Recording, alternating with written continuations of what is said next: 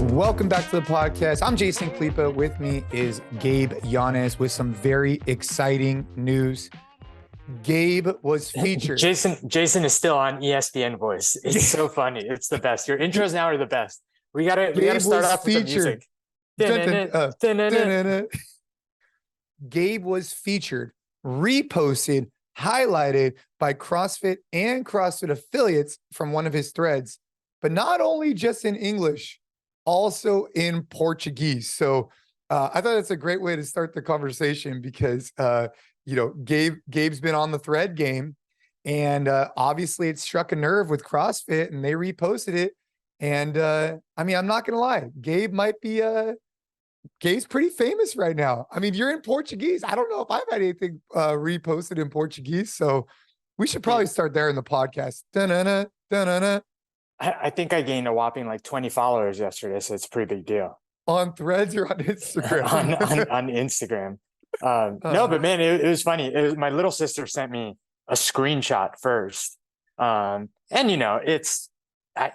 it's not a big deal, but like it's a big deal. It's cool, and what I wanted to talk about. So it was funny because a bunch of people started sending me like pictures of it and like tagging me in it. And like, I would never expect it. Like, I'm still posting on Threads, which, by the way, follow me on Threads at Gabe Yanez, because it's been such a cool platform. Like, you know this, Jay, like I really enjoy writing. It's something that I've I think gotten pretty good at over the past like couple of years, and just enjoy it. Like, I think that, there's something really cool behind just like written word, and also being able to be like super impactful with everything that you say. And Threads to me has been like a cool way of like, in very short format, like try and get a point across, try to be punchy. And it's cool because like, I feel like on Instagram, there's a lot of work that goes into like making a video and making a caption and like, what's the idea? And you know this, right? Like, it's definitely not easy. And I think that Threads has been like a really cool way, because I have plenty of other stuff going on that should be more of a focus for me than like social media and Instagram. But Threads is a really cool thing where it's like, it's come up with a sentence, throw it out there. And what I suggested you do is post a bunch of threads, see what strikes a nerve, and then use that to create your other content. For me, it's at a much lesser scale, but it's been cool to just like throw stuff out there and see what, people seem to find interest in. And the cool thing was this thing that I put up while I was watching the CrossFit Games seemed to strike a nerve. And I'll read it because I do think it's an important message. And then I think that getting into what I said is worthy of a conversation, especially once people come back from the games and they're all like super excited and, they're already thinking about the Open and what they're going to do next year. All I said was that like, now that the CrossFit Games are over, here's a reminder that 99% of athletes doing CrossFit don't need more volume, don't need RX plus loading or a competitor's program. What you need to do is take class consistently, adjust workouts accordingly so you hit the stimulus, prioritize quality sleep and nutrition, and listen to your coach. Like, and the crazy thing is, because I was thinking about this a lot yesterday, like, there's nothing groundbreaking about it. But there's so many people that I feel like, and here's the thing that I really want to make super clear. Like, me back in like 2017 needed to hear this advice, but also like me, I would have read this and be like, that doesn't apply to me. Like, yeah, or you would have been like, oh yeah, makes sense. Yeah, it doesn't apply to me, or like doesn't resonate. It's like a reminder that 99% of athletes doing CrossFit don't need more volume, RX or whatever. Be like, oh yeah, like it's just your vantage point on it, right? Like you're looking at it like, dude, I don't have a competitor's program. I have my program. Like, this is the program I'm following. Like, I'm not trying to do RX plus. I'm just trying to give myself a better stimulus. I need that 135 barbell instead of 95 pounds. It's just like your viewpoint is different, like, but watching the games definitely fires some people up, which is a good thing. Oh, for sure. But they need to go find a coach if they haven't, I get questions sometimes about, I want to go to the CrossFit Games. Like, oh, okay, cool. Like, like how much are you training? Do you have a coach? All that kind of stuff. Because especially nowadays, man, the level of skill that's required at the CrossFit Games is continuing to elevate. And if you don't have someone there to help coach you up on your Ollie lifts, your gymnastics, all that stuff, it's gonna be very difficult to be competitive. Yeah. And like, skills aside, like just building the baseline fitness level really requires, I think one of the things that is most missed from what I wrote was the adjusting workouts accordingly to hit the stimulus. because there's almost like, Yeah. I feel like people equate the percentage of workouts that I can do, quote unquote, RX or as written, is like an indicator of how close you are to getting to the level of being competitive, right? Like they think that like, well, competitive athletes, they would never adjust anything in their workouts, right? They wouldn't scale. So if I'm scaling half of my workouts, I'm so far away from being there. Whereas if I'm scaling none, but I'm blowing the stimulus on everyone, they think they're a little bit closer, where the complete opposite is true. If you're hitting the stimulus 90 to 100% of the time in a real good quality thought out program, that's how you're going to progress in like a really meaningful way. Because there are some days where it should be an RP9. And if you go too heavy, that's going to be more of an RP7 or 6 because you're staring at the barbell for 2-3 minutes. And, you know, the examples go on and on and on. But I think that that's the piece that's missed the most. Like, yes, you can do a program that's a little more volume. Yes, I think there's some value to having accessory work. So you're doing class, but also getting better at your handstand push-ups and getting better at your muscle up transitions, all things that, to your point, you need to work on in this sport that requires so many skills. But at the end of the day, if Fran comes up in the program and you don't have the wherewithal to like say, hey, I'm going to do this at 75 pounds today because that's going to give me that feeling of like 4 or 5 minutes that I'm supposed to when I do Fran, you're kind of missing the boat. Yeah. A good example of that is Helena. So we were having this debate. Is it Helena or Helena? Doesn't matter. We went with Helena. So Helena was on, it was on Friday night. And so Helen is a traditional benchmark CrossFit workout, which is a 400-meter run, 21 kettlebell swings, and 12 pull-ups. I might have butchered that. It might be 12 and 21. Either way, it's 3 rounds and it's a sprint workout. So the stimulus you're trying to get is that. And what I found to be interesting is that when Boz programmed it, he kept that same stimulus. So like, you know, talking about this and like validating your point is that his goal was to maintain that same stimulus for these elite athletes. And so what I found to be kind of cool, he did not increase the dumbbell weight. The dumbbell weight was a 50-pound dumbbell. For those guys, 21 is irrelevant. It's just an irrelevant part of the event. So you have this 400-meter run, you have 21 or you had 12 bar muscle ups and then 21 ground overhead. And what I found to be interesting is that yes, the bar muscle ups were significantly harder than a pull up. I get that, but not for these guys. They're still going unbroken on those, but they could have increased the load to 75 pounds on the snatch, but it would have slowed him down. It wouldn't have given him the same like Helen feeling, right? And so what you ended up seeing is people had to bust their ass on the run. I mean, fast, dude. Like they were probably running, I don't even know, like 110, 400s, like something like that, because it was literally a foot race, because once you got on the bar muscle ups, everybody went unbroken. Once you got onto the dumbbell, everybody went unbroken. So it became this foot race that was super exciting.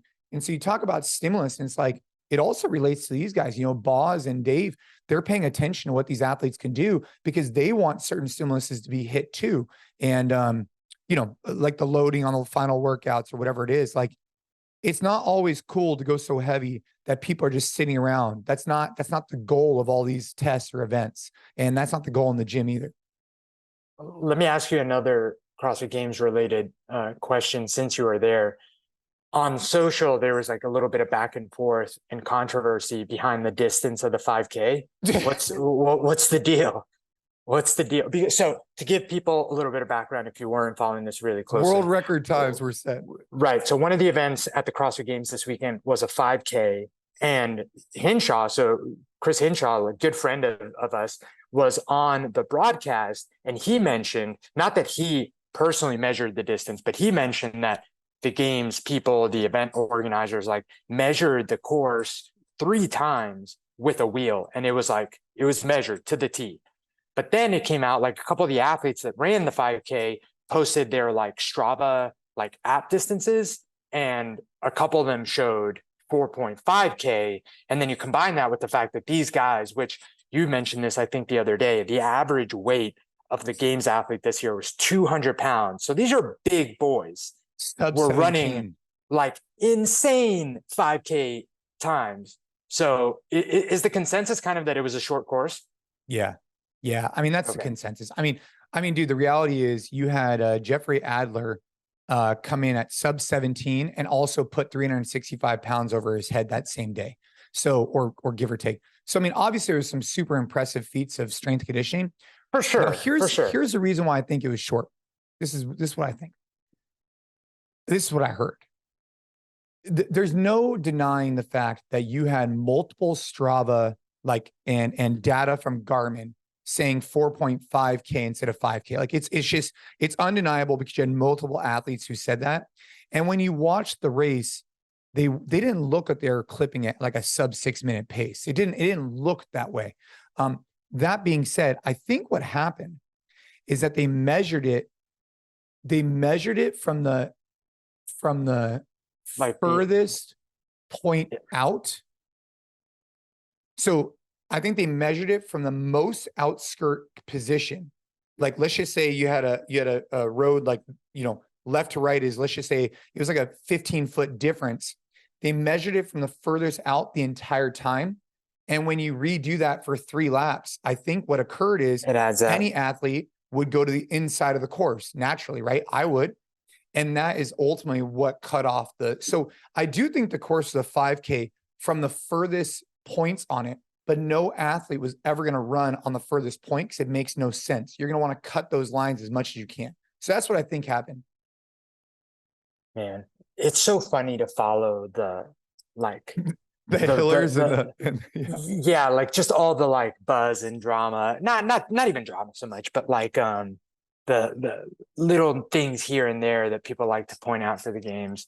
Because man, I mean, organizing an event like that is like, I can't fathom the moving pieces that go into putting something like that together. And I'm not making caught in the weeds. They really for are. sure. Gabe, for sure. There's 1,000 people, bro. Like, dude, I was on the backstage of all this stuff. There was 1,000 people between volunteers and staff that were put together to make the CrossFit Games happen. And like, people, like, I don't know, man. Like, look, they could have their opinions and they could say what they want online, but they really have no visibility. I have to remind myself, like, their perspective is totally different. They have zero visibility into how many people bust their ass to make this an amazing event.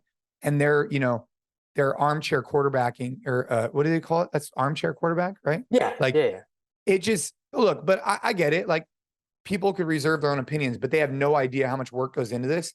And, obviously they could have their opinions. I just think that, like, even like the coverage, I thought getting announced on ESPN was like one of the biggest things to happen in CrossFit for years. And yet, if you look at like the chatter, it was all about the age group and masters that didn't get the coverage that people wanted, which I agree that coverage needs to improve in the future. Like, there's no question, but to not realize that it's such a big deal for it to be back on ESPN in front of millions of people, I just think was a miss. So that's an example. Yeah, it's unfortunate, right? Because like sometimes on the face of it, like, you get it. Like, if you want to professionalize this sport, like, we have to be better about like, these things being accurate, so on and so forth. But then it's kind of like, what comes first, chicken or the egg, right? Like, do you have to get every single detail right and be perfect? Or should you be focusing on things like ESPN deals and stuff to get more eyeballs on the sport, so that more money comes into the sport, so that more people go to affiliates, so that CrossFit in general grows, the ecosystem grows, you can pay athletes more, and then the sport grows. I know that that's a little bit more indirect, but I feel like sometimes people miss that and don't celebrate the progress that's happening over here and get super caught up in like the 5K was a 4.5K. Or just being outraged to be outraged. Like, for example, like, does it really affect you that it was a 4.5K? Like, it was a 5K on the outer skirts. And like, yeah, I guess their argument would be it's misrepresentation of these people's performance. Okay, like, that's fine. Doesn't really affect you. But one of the things I thought was really alarming was how like upset people got about the lack of coverage for age group and adaptive. However, when there was an opportunity to see it, which I was the main announcer for Thursday night, like, were they even viewing it? Like, we worked our ass off to provide the best product for a finals event for adaptive and masters. And I would venture to say that 80% of the people that got outraged about the coverage didn't even watch that. And it was amazing. So it's like, people just want to get mad. And I would encourage them to kind of like take a deep breath, because it's not as simple as just like covering everything all the time. There's millions of dollars that are being spent on broadcasting, and, you know, CrossFit has to kind of figure out where they want to go with that. And I think next year will be different than this year for sure. I think there's always, and I think there's also this like pylon that happens in every aspect of society now, unfortunately, where it's just one person that was probably tuning in on Thursday or Wednesday to watch Adaptive and was upset and posted something. And then people that probably weren't even looking to watch or whatever have to add on and be like, oh yeah, that is ridiculous, whatever. Next thing you know, it looks like a thread of like 30, 40 people outraged, but really it's just that people feel like they have to pile on, which is super strange and unfortunately happens in many other areas. Yeah. Yeah. Well, I do think if you haven't gone back and checked out that coverage, those were cool events to commentate on for sure on that Thursday, the age group and adaptive. Like I said, I think next year you're going to see some changes at the CrossFit Games. I think you're going to see different sponsors as title sponsors. I think you're going to see obviously a different venue, and I think you're going to see a different structure. That's my hot take on that. Do you know what the new venue is? Obviously, you can't share if you can't share. No, maybe after we record, you can tell me. But do you know? I don't know. I officially don't know, but the rumblings are Colorado or Texas. That's the rumblings. But I heard Dave say that in an interview after the game, so I know that's been out there. Texas would be cool, dude. Everything happens in Texas. Yeah, it's gonna be hotter than hell. So I don't know, man. We'll see. But I do think it's gonna be consolidated down. I think what you're gonna see is mainly just individuals there. But that's not confirmed. That's just my thought. Yeah, makes sense. You know, if you're stretching the organization and the team that has to put this event so thin, it's almost a disservice to some of the other categories that would be maybe missing out on experience of the games. And maybe what happens is that they have their own in-person events that someone else runs and runs well.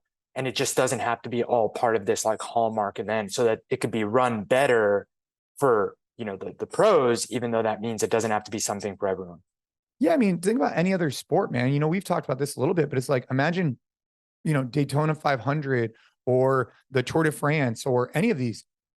Imagine if they had different divisions. Regardless, it just wouldn't get the same time and attention because the focus is on the elite of the Tour de France. If there was an age group division or a team division, it just wouldn't get the same focus. And I think what you're seeing at the CrossFit Games is that, you know, I think it's trying to make sure that's inclusive to these different groups. And I think that they do resemble what CrossFit is about. But I think if you're going to call them like the Fittest on Earth Games, like we're highlighting the fittest on earth, and most people, most of the time, are watching the individuals.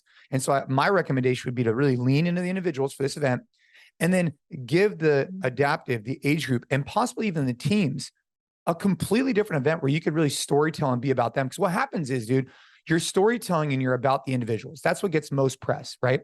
And it's almost clouding all these other amazing accomplishments from other people. Like I witnessed people do some amazing stuff this week that didn't get the same press or got, you know, pushed down because it's overshadowed. So imagine like, for example, if you set up a different group every quarter. So you had like age group 1 quarter, adaptive 1 quarter, team 1 quarter, and then individual 1 quarter. These are just concepts.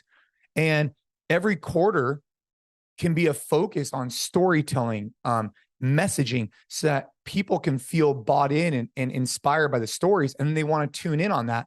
And I just think it's too much storytelling to do around hundreds of athletes around the same week. So I think it needs to be dispersed out would be my opinion. And I think it would save a lot of, you know, money and all that kind of stuff. It would be resources would be better suited is what I'm saying. Yeah. We'll see what happens. I'm going to read you this headline that I actually saw this morning that I'm pretty sure you haven't seen. And I'm curious your knee-jerk reaction. Did you know that a man was arrested after allegedly taking cell phone video in bathroom at CrossFit Games? Did you see this? Yeah, I saw Hiller put that up. Have you like read it at all? No, I didn't read it. Oh, Did dude. someone really? Yeah. So what happened? No, There's this a lot is of legit. bathrooms. I didn't see anybody with a camera in the bathroom as I was in. Dude. Yeah, I mean, so he was. What does the article say? Someone complained and the man was confronted by a detective, and he had videos on his phone of like recording other men in the bathroom. No, doing what? Like peeing in a urinal? Yeah, dude. Yeah, yeah. And he's being charged with a felony. And he tried saying that he doesn't realize, but his phone records unintentionally sometimes, and he had taken his phone out of his bag to use the restroom to text a friend.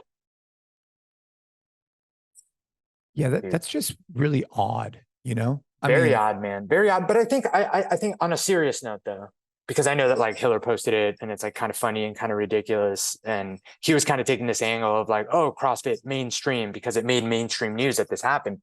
Right. But I mean, you know, going back to a lot of things that we've been talking, you know, with the episode that came out last week with Matt Boudreau and a lot of what we want to talk about on the podcast here is like, dude, there's some weird people out there. There's some like dangerous people out there, you know, all jokes aside, you know, there are like, you would never think or imagine that a place like the CrossFit Games, because I think that also, you know, we always operate under this fallacy that like the events that we go to are safe, right? Like, yeah, because it's the CrossFit Games, like community, like gym, like there are no weird people there. Like these are all like awesome, like gym owners, CrossFit people. Like maybe you can keep your guard down and there isn't anyone out there that's like, you know, doing some really shitty stuff. And I think that to me, this was like a really good reminder of, you know, a lot of things that you were talking about when you went to Europe and just like, you know, having situational awareness and like being aware and not being paranoid, but just being aware that like,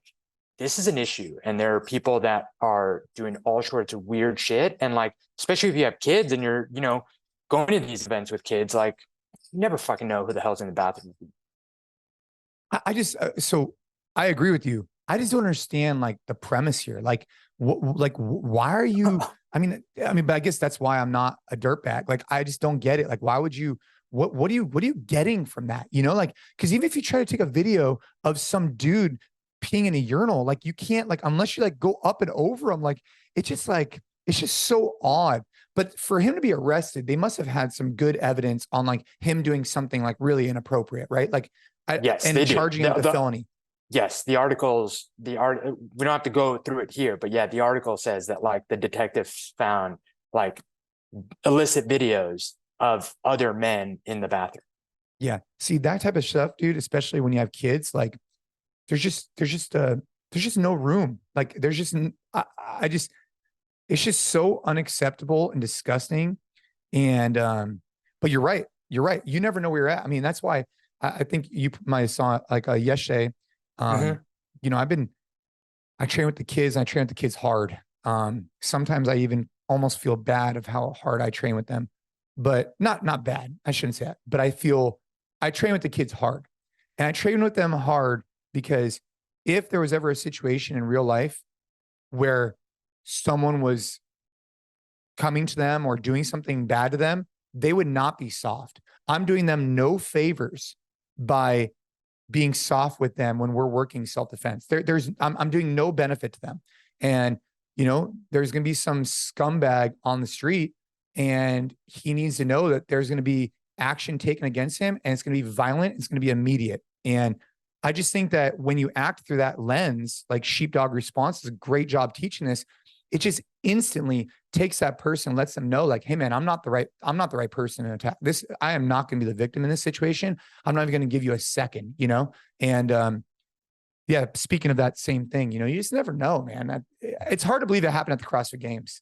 And that's the thing. That's the thing that was, and the reason I kind of wanted to bring it up, because I feel like to anyone listening that's a part of the CrossFit community, that would be like the last place that you would maybe expect something like that to happen, because we do. And I feel like this is, again, a fallacy that a lot of people have where like you think that like it'll never happen to you. It'll never happen to the places you go. It'll never happen in your neighborhood. Like you live in a good neighborhood. And again, like this isn't to like stir up paranoia in people, but I think that it's just to like face the reality that this is a reality and it's not like segmented to like places where you don't go or you don't live.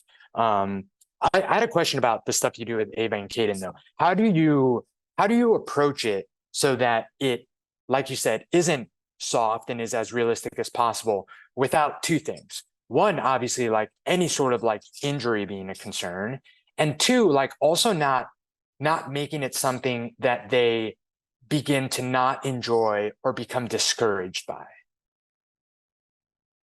It's a good question. In regards to like injury, because I've been rolling jujitsu and doing combatives now for like 7 years, I have a much better understanding of where potential issues can be. So if you don't have that experience, I wouldn't recommend, it's just like CrossFit, right? Mechanics, consistency, intensity.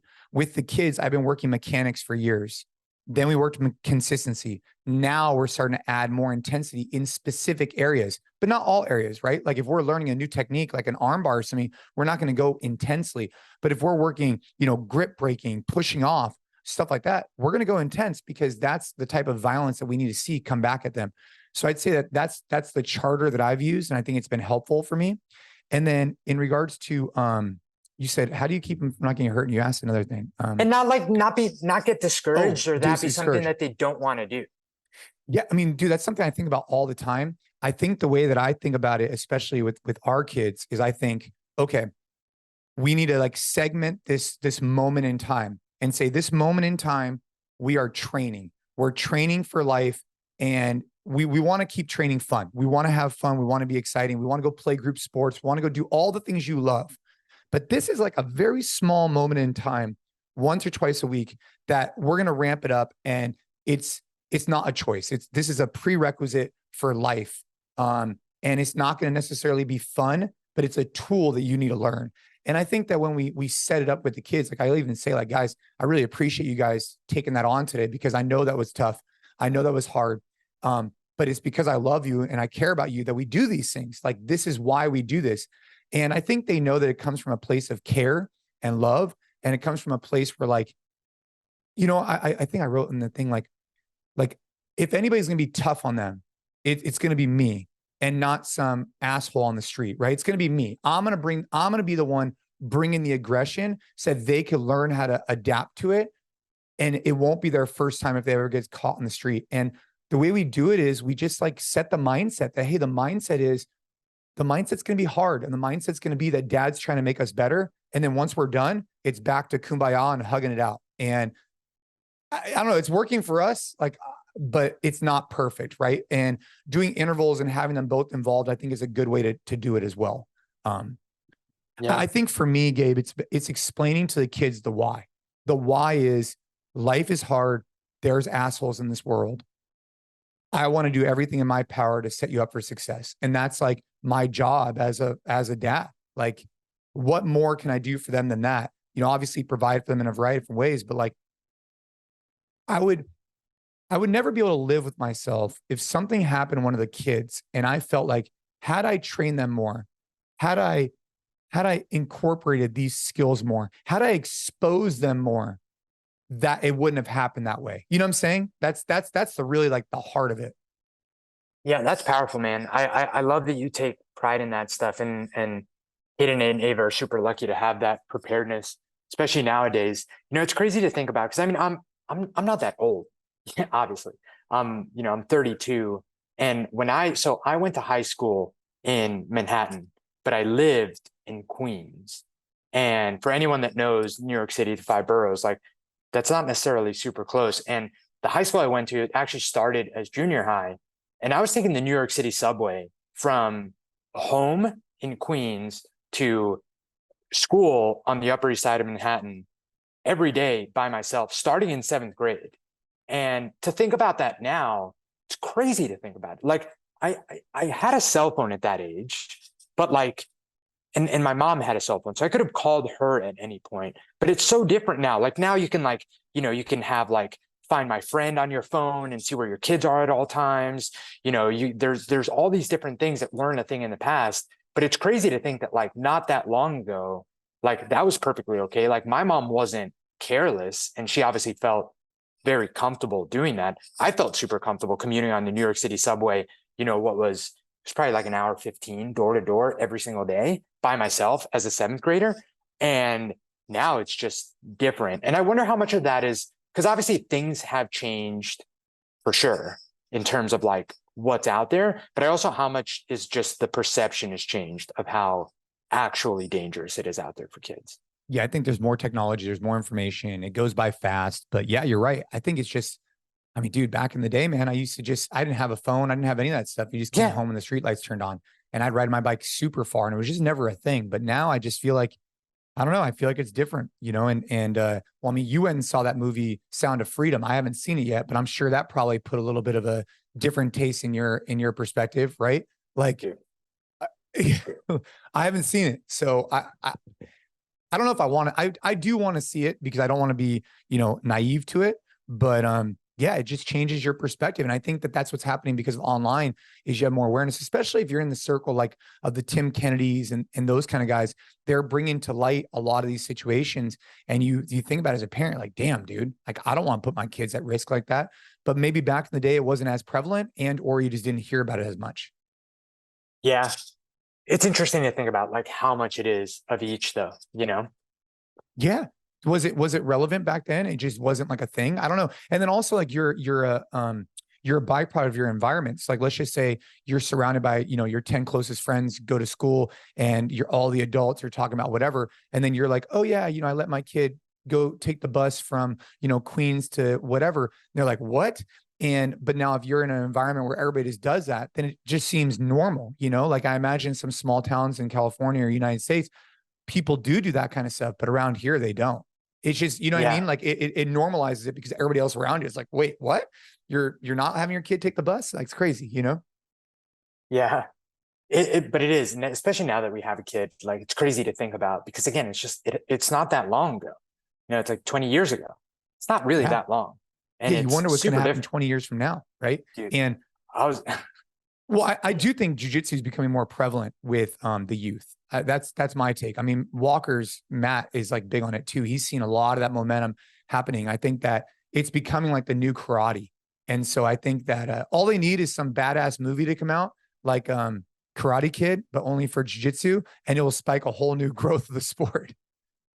Yeah, definitely important to have that skill set and also like the confidence that comes with it. You know, I think that that's the biggest piece. And that could be BJJ, but it can also be fitness. It could be playing team sports. Like a lot of, at least what I've read and what's been out there is, you know, unfortunately, these people prey on kids that are vulnerable and look vulnerable, right? Like the difference between a kid head down, slunched shoulders, checking out his phone all the time, and a kid head up straight, like shoulders back, like posture, everything, all this stuff matters, you know. Goes back to this idea of adults too. Like fucking like looking the part. Like you got to look the part. No one's gonna mess with you if you look at like a guy that you shouldn't mess with. Period. Dude, it goes with adults too. Like yesterday we were doing our law enforcement military first responder class, and there's this one giant dude, right? Like 6'4", probably 280 pounds. I'd say like pretty muscular, you know. And he's back squatting. I could tell just watching him. I was like, dude, this guy played football. I could just tell because he has like that head up, kind of like that, you know, kind of like that old school lineman, you know, back squat. I walk up to him. I was like, hey man, you played football, right? He's like, yeah. And I don't know if he played in the pros or college or what it was, but this guy, imagine seeing this guy on the street. He's got his weapons on him, his vest on, 280 pounds, 6'5", just jacked. You think anybody's gonna? No, dude. Like, they're not going to mess with him. Like, it's just that physical, it's like, it's almost like you're walking up and you're seeing like one of those like red and black and yellow snakes, whatever. You just know not to touch it. It's the same thing, dude. You're walking around, you see some giant ass dude jacked. That's not the person that people are going to go out and try and attack. You know what I mean? Like, it's just not going to happen. They're not as, you know, their physical looks definitely command a specific type of appreciation. You know what I mean? Especially if it's hot. For sure. But beyond that, there's so much that goes into just how you carry yourself, because I'm never going to be that guy. Like, regardless, like I'm 5'6", the biggest I'll ever probably get is like 190. Like if everything goes according to plan. But I give you some like boots that you wear to put you up 2 inches. But honestly though, there's a way to carry yourself as a guy that's 5'6" that looks very different than possibly someone that's even taller. But, you know, again, like is hunched over, like looking down, like huge difference. Huge Josh Bridges. Imagine if you see Josh Bridges. Oh, dude, right? 100%. I think me and Josh are the same size. If not, he might be a little shorter. Yeah, and you see that guy, right? He's not that tall, but just the way, like, yeah, like you said, I mean, he's got big arms. He's pretty You're not jacked. gonna He's mess with him. jacked. Yeah. Yeah, yeah, yeah. Dude, the weight that goes into looking the part, I think, is underestimated in many respects, for sure. Yeah, yeah, for sure. And I mean, I don't know if that, it doesn't necessarily directly correlate one for one, I think, with like the youth, but it definitely plays in from a confidence perspective and the way that you present yourself, right? So like you might not be some jacked, whatever, 12-year-old girl, but you could exude confidence and awareness, which is just another factor that will make you not as easy of a threat. That's it, For sure, So man. yeah, I mean, For sure. we were in Lake Tahoe. I was doing this event, and we were putting through like hundreds of people through workouts with adults and kids, and it was cool to see afterwards. Henner Gracie did like a bullying class and really talking about like green zone, red zone, and basically like situational space, which I found to be really, it was just a nice lesson. All these people were like finance people, and they brought their kids, and they were able to expose them to jiu-jitsu in a very like friendly, inviting way, which hopefully, kind of catapulted them into expressing it more. It was called Bully Proof, the one that he did with the kids. That's awesome, man. Yeah. I really want to get to this YETI question of the day because I think it'll be a little bit of a longer answer. And I think it's a really, really good question. Hey, YETI, here we go. Here we go. Boom. Dude, I'm wearing. Where's my YETI USA shirt? Got lost in the mail. Lost in the mail. We got to talk to our boy Chad. Is it a little over the top that I'm wearing a YETI American shirt? I have a USA Team USA jersey behind me, and I have an American flag from Santa Clara Police Department that I'm starting to add my coins to. Absolutely. There's no such thing as over the top patriotism. So the question is, what's a piece of advice you'd give me to train harder in the gym? Yeah. So we got this message, and I want to say I got this message, and my response to this person, and I want to obviously dive deeper, but my response to him was, ask yourself why you're training in the first place and harness that and get after it. And that was it. Right. I mean, it was just super quick response I was giving to this person. And so the question is, what's one advice you'd give me to train harder in the gym? I think what happens is like you get motivation, right? Like that's why Jocko talks a lot about discipline, gives you freedom instead of like motivation, because motivation comes and goes, right? It just, you're fired up and then it goes away. And I've had this in many things in my life from like, dude, I mean, to be honest, like the cold plunge is something that I need to pump myself up for. And it's very difficult. And I need more discipline for that. Whereas workouts and jiu-jitsu and all that kind of stuff is a little bit different. Today, I'm going to do hill sprints. I'm fired up for that. But the cold plunge, for some reason. Anyways, I said, ask yourself why you're training in the first place. I think what happens is, we sent out a newsletter, and this newsletter is called the Never Zero newsletter. And as part of it, when someone signs up, by the way, it's a brand new newsletter that we have. It's the Never Zero newsletter. If you haven't signed up, check the podcast show notes. It's great. It's just going to be weekly content, podcasts we're listening to, books we're reading, EMOMs we're doing, all that, or I'm doing, all that kind of stuff. And so we sent out this message. So after someone signs up this newsletter, basically I send them back an email being like, dude, what's your why? Why are you training? Blah, blah. And I've gotten back so many cool responses. A lot of them have to be with like, family and being there for the kids and all the same stuff that we align with. But that's the stuff that helps you train harder. Is when you're in the garage, when you're in the gym, when shit's getting hard, it's just asking yourself, like, why am I even doing this in the first place? And if you can remind yourself of that before your training session even starts, that's what's going to help you push further. And using an example, I was talking to Josh Bridges the other day, and his motivation was not qualifying for the CrossFit Games one year. He reminded himself of that every single training session to say, hey, I didn't qualify this year. What was that feeling like? I never want that feeling again. So when I go into the gym, if I'm debating about doing another round or going faster, that's what I'm going to lean on, because that's what's going to help me get through this. And that same thing applies in our training, only you got to find out your why. Like, why are you even doing it in the first place, bro? Like, why am I going after we record? I'm immediately going with Mason, and we're going to go hit hill sprints, hella hard hill sprints, not mediocre hill sprints, hella hard hill sprints. The reason why we're doing it, man, is because I want to be I want to be that guy. And I enjoy that I enjoy it, and it makes me better in all areas of my life. And you got to remind yourself of that before your training session. So, all right, I'll get off got me a little excited.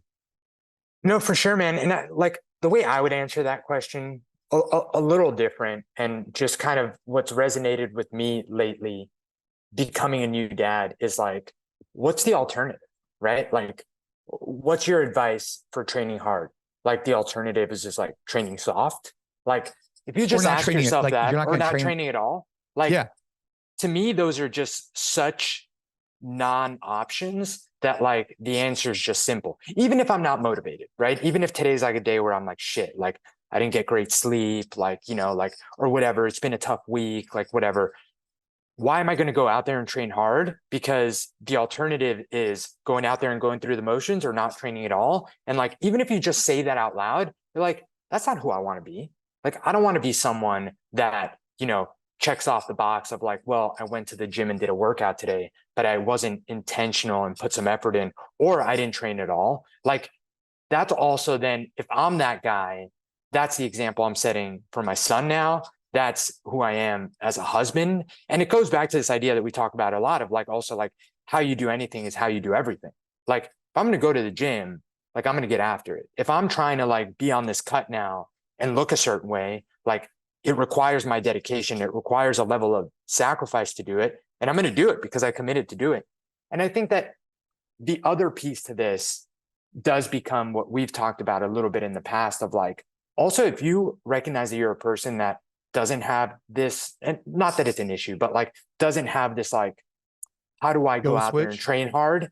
Because you always train hard. Then what I would challenge you to do is figure out what's the area that is your, how do you train hard, and just do it there. Because I do think that for some of us, me included, you included now, like training hard isn't an area that really requires our discipline. We enjoy it. We love it. And that's awesome. But there's probably areas where we can tap into that same like level of discipline that you need, because it's not something that we naturally enjoy and comes to us. And I think that growing in the areas that require growth are equally as important and more powerful than continuing to like double down on the areas that like you're already in the 99th percentile of. And that's something that I've done a lot of reflection on now as a dad, because fitness has always been a big part of my life, and it's always going to be. And for me to say, hey, me working out all the time is like me being super disciplined, instead of like looking in the mirror and being like, hey, what are other areas that I actually need to work on, is just using an excuse to like pat myself in the back that like I got it all figured out, where really I don't. None of us do, right? And I think it's just about being really self-critical about what are the areas that we need to work on, and not consistently telling ourselves that like, well, I work out all the time and I eat healthy, so I have everything else figured out, because I fucking don't.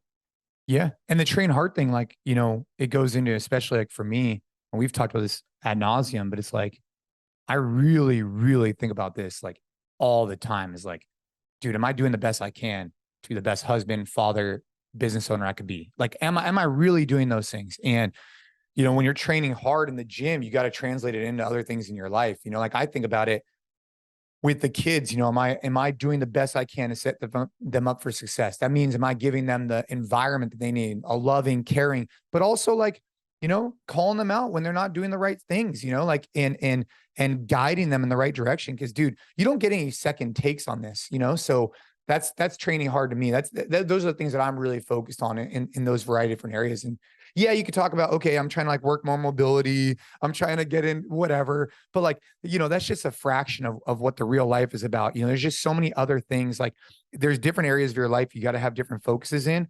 And then, but if you could win in the gym, it just helps boost up your confidence to win in other areas. That's what I see, right? Like if I win my workout that day, I feel like I'm crushing the rest of my day. It just gives me better energy, better focus, and it just makes me a better person. So yeah, I mean, that's why I'm fired up to go hit hill sprints after this, because then I'm going to come home, I'm going to have energy. I noticed this a lot in the hospital. So I think what really sparked this for me is like when we spent months and months in the hospital, I'd go into the parking garage and I'd go hit a workout, and I would come back just exuding this stuff. And I would actually see that. energy dispense over to the other people in the room. And that same thing happens, but on a different scale here every single day. Yeah, man. Yeah. And I think that the other thing that I think a lot about, and I've experienced this over the past, what would it be now? Like a year. Yeah, a year, maybe a little bit more than a year, is that like more really breeds more.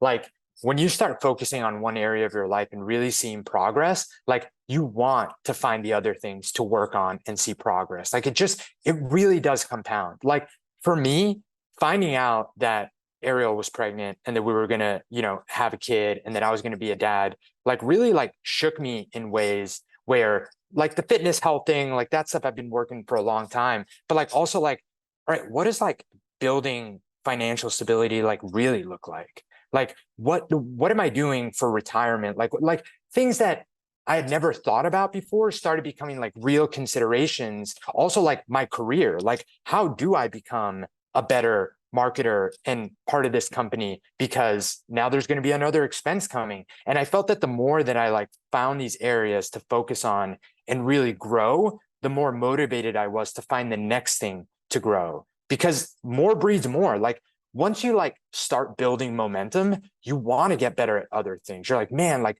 what other book can I read about, finances, and what other thing can I do to be a better husband? And how can I look more jacked? And like, how can I eat healthier? Like you start to like really like catch your momentum. But the same is true in the other direction. Like you let yourself go fitness wise. And then next thing you know, you're like, well, what's the point in eating super clean? And then you kind of stop doing that. And now you're not doing your nutrition. You're not working out super hard. So you're like, do I really have to be super disciplined about my sleep? And now sleep takes a hit. And then you're like not motivated at work. So like career kind of starts fluttering. And then like you don't show up well as a husband. So like family, like it goes in the opposite direction 100%. You start letting go of one area and the other things just start being like, well, what's the point? But the real powerful part is that it works beautifully in this direction. Like you start working on just your fitness. You're like, man, if I'm working this hard in the gym, I can't be messing it all up in the kitchen. Like I'm going to eat a little healthier. If I'm eating this healthy and I'm working out this hard, I should probably be getting good sleep. Now, next thing you know, you're fucking energized. You feel great. You're a great husband. You're showing up great for your family. You're a great dad. Next thing you know, like you look back and in 6 months, you're like a completely different man than you were 6 months ago. And it all starts with like one area to focus on, fucking doubling down on that. And it just like goes from there. Yeah, I think for a lot of people, the fitness is a great start. Like I got back a lot of emails for these Never Zero newsletter we sent out, and then people emailed me back. A lot of them said like, dude, I was fat. I was out of shape. I was sloppy. I got fit. And then all of a sudden it carries over because dude, think about it. Like think about all the benefits. Like if you had to pick one area of your life, you said, okay, I'm going to really focus on it. Just this one area. And which one's going to have, additional benefits that permeate from it. Let's just say there's like one thing. You say, okay, I'm going to work hella hard. I'm gonna get hella rich. Okay. All right, cool. You're gonna get hella rich. So now you have all this money. Where does that carry over? Okay. You can provide for your family better, but do you show up better? Okay. I'm going to really focus on only my whatever, name one thing. Right. But if you just focus on your fitness, and I'm not saying you should just completely disregard everything else, but if you really honed in, you said, for the next 6 months, I want to lose 20 pounds and that's my focus. Work is still going to be there. Family's still going to be there, but I need to do this for myself. All of a sudden, 6 months later, dude, you're down 20, 30, 40 pounds. How many people do you know who their confidence boosts up, their mindset improves, they're actionable and able to, be more present with their family because they actually have the energy to do so? Dude, like, yes, it's a delayed gratification because it's going to happen immediately. But if you start putting in the work now, 6 months from now, you're going to be like, dude, I'm a completely different person. Because I know personally, I've witnessed that countless times at the gym where 6 months go by, I might not see somebody. I then see them in the gym and they're like a completely different human, just the way they carry themselves and their sense of gratification, and not to mention the way they look. So yeah, if you got to pick one area, I'd say that's the one that has the biggest bang for the buck. Obviously we're biased because that's what we do for a living, but I still have seen it personally go into all areas of life. No, I agree. And I think that a big part of it, honestly, objectively. So taking a step back from us being biased, we do fitness, we're in fitness. So it's easy for us to be like, fitness is the thing you should start with. But no, objectively though, taking a step back, I think it's the thing that can give you like the most immediate, at least, returns. And I think that that's the catalyst for wanting to do more and wanting to progress, because people don't realize that, like, if you start working out, and as long as you don't do too much, too fast, too soon, like in a week, you will feel better. In a week, you will feel better. Like literally, give me in 7 days, start walking a little bit more, give me 3 really good EMOMs that week, lift some weights, like start drinking some more water. You do that for 7 days and you will feel better after 7 days than you did before. So I think that's why fitness is such an awesome place to start, because like, you know, finances, career, family, showing up, like those things take time, and they're also not so much black and white of like input, output. They're a little bit more gray area. So fitness is a great thing to start in Catalyst, because like, man, 7 days, 30 days, 60 days, you can fucking like change how you look, how you feel. And then the other things start like really happening a lot easier versus doing it the other way around. Yeah, for sure, man. For sure. I completely agree with you. And I think that, you know, for anyone who's lacking, you know, a lot of people listen to this podcast, they probably are, and, you know, self-inspired. But if you're lacking that inspiration, you feel like you kind of go in ups and downs, like that's normal. Like it's going to happen. You got to just reflect on like, why are you doing in the first place, and just never get to zero. I think that's a really good way of putting it. You know, in the future, we're going to continue to put out more newsletters, more podcasts, more programs to help people never get to zero. And the never get to zero mentality is like, you know, I'm at the CrossFit Games broadcasting for ESPN from 8 a.m. to 10 p.m. Before that, I was in Lake Tahoe. I'm traveling next week somewhere else. Like I travel a lot. I'm doing a lot of different things, but I never allow myself to get to zero ever. Like zero is a non-negotiable for me, meaning like you could be super jam-packed, but you might need to, you know, cut the shower by 5 minutes. You might need to, you know, not read all your emails immediately, get them when you're back on the flight tomorrow. But if you just get in 10 minutes, just something, dude, something, you know, you put the towel on the floor in the hotel room, you get after some burpees, 5 minutes even, that's not doing zero, right? And the problem with doing nothing is that it just stalls all forward progress. But even if you just do something, I think mentally it tells me I did something today, I'm gonna do something tomorrow. But if you do nothing, it's easy just to be like, well, I didn't do anything yesterday, I'm not gonna do anything tomorrow. But even just like 5 minutes, dude, like that's that never zero mindset. And I think that for us, we will continue to do a better job providing resources and tools to help dads and people in general never get to zero. Like that's a big goal of ours. Yeah, man, I'm excited that you're getting a lot of replies to the newsletter.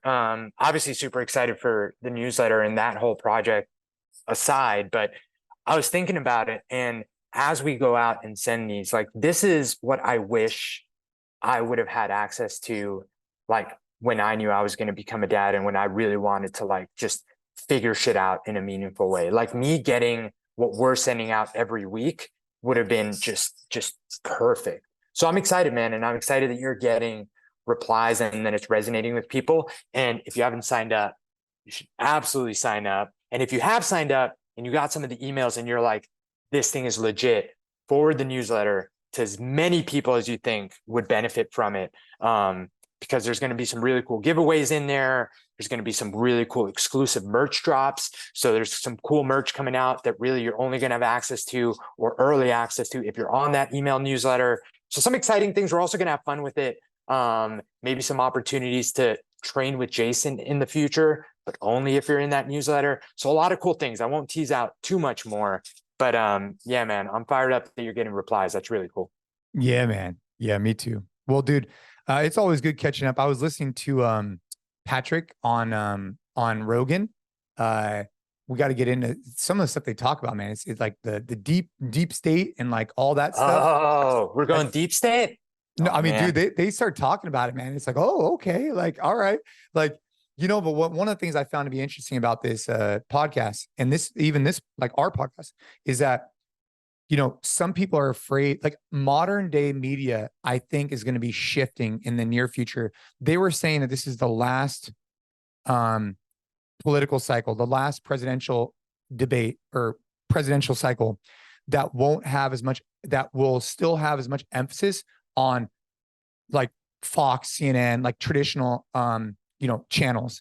And in the future, they see it being like more like podcast style content, because the listeners actually get to understand who these people are, and it becomes less of like a soundbite thing. And you can't be a shitty politician just trying to get sound bites. You have to be about it. On a 3-hour podcast with Joe Rogan, you got to be about a human. You got to be like a person. You can't be like a robot up there that like, you know, has all these like scripted lines that you say, man, dude. Oh, it's crazy. It's coming. It's coming. So yeah, it's coming, man. So dude, well, I got hill sprints to do. I know you got stuff to do. But as a final reminder, you know, if you're enjoying these podcasts, leave us a rating, leave us a review, and make sure to check out the newsletter. I'm not saying that, you know, there's some good giveaways coming up, but I am saying there's some good giveaways coming up. So make sure you guys check that out, because we'll be sending out some notifications here pretty soon. Any final remarks here, Mr. Gabe Yanez? No, man, I'm fired up after that conversation. I already worked out today. I might have to go out and do something else. Yeah, dude. And I will keep sharing, you know, some of the stuff, the self-defense stuff with the kids, you know, just to kind of close the loop on that. Like, I don't know. Like, how would you, as a parent, right? You do everything in your power to set your kids up for success, and self-defense is a big part of it. So if you're not an expert in it, I'm not necessarily an expert, but I have a good amount of knowledge.